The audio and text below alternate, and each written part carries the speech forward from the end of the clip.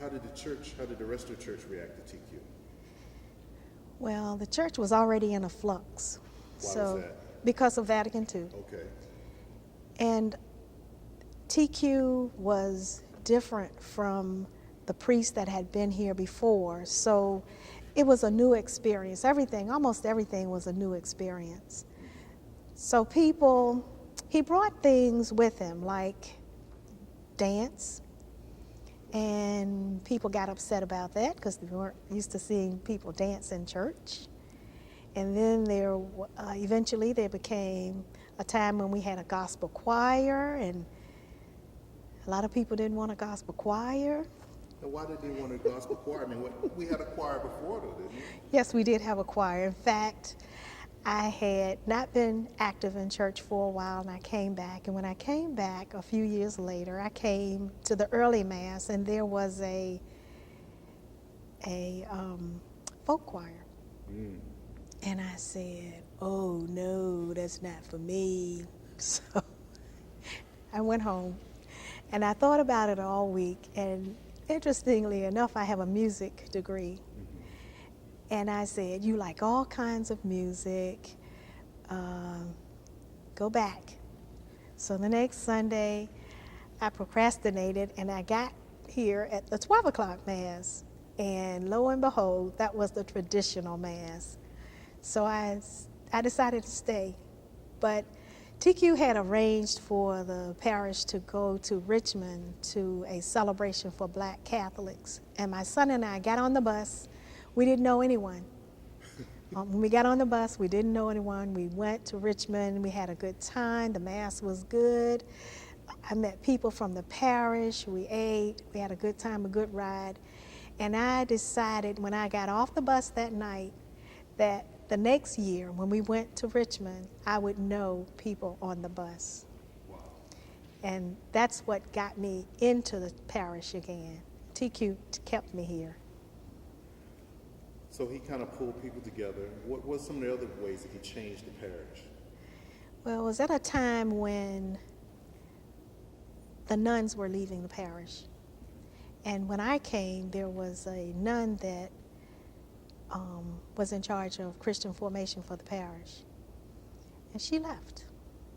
So a group of us parents waited around to see who he would hire to come and take over for that nun.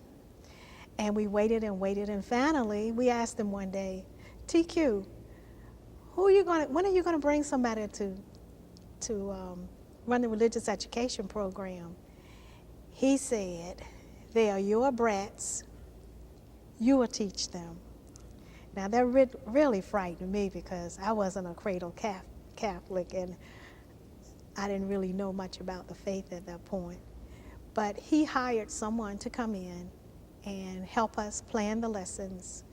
And they helped us for about 3 to 4 years. And we went from them coming, bringing all the lesson plans and all the materials and everything to 4 years along the line, we took over the whole thing ourselves. And that created a sense of ministry that certainly I had never been involved in, and I could tell that was the same for many people in that group. And today, a lot of those people are still working in formation. Really? So the Yes, same people? same people. Okay. More people, different people, but some of the same. What message did TQ bring to St. Mary's? That TQ bring to St. Mary's, I think the message was, it is your church, it is your responsibility. I think that's the message TQ brought. And I also think that he inspired in us a sense that we needed to learn the faith. No one had to teach it to us. It was there, and all we had to do was learn it. And he taught us that in so many ways.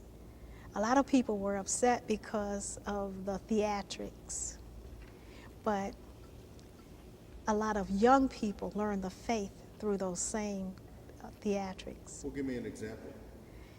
Wow.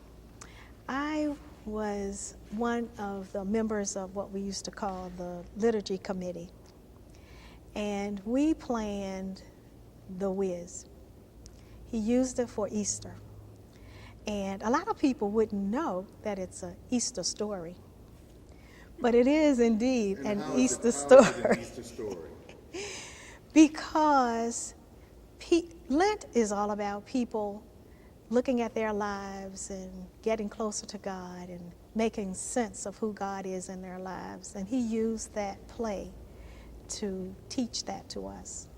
I was as I said, one of the people on the committee, and I helped to select the music and write the scripts and get the costumes and everything. And so I knew it was going to happen before everybody out there did. But on Easter, at the Vigil Mass that year, TQ processed into the church with the Easter candle. The church was dark. People had started lighting their candles. And he processed and he said, "The light of Christ in the world." And we started singing, ease on down the road. And then he stopped. And then he'd take a few more steps and he'd say, "The light of Christ." And we'd sing the refrain. And all of a sudden, it hit me what the whole thing was about. Not just what the play was about, but what my whole Christian faith tradition was about. And it was about processing through life, going through life with the presence of Christ in my life and looking at the secular to find out where God is in there. And that's what the people in the scripture did. They looked at their lives, they looked at what was going on, and they asked the question, where was God in that? And that changed my life. And I've been looking for God in everything ever since then.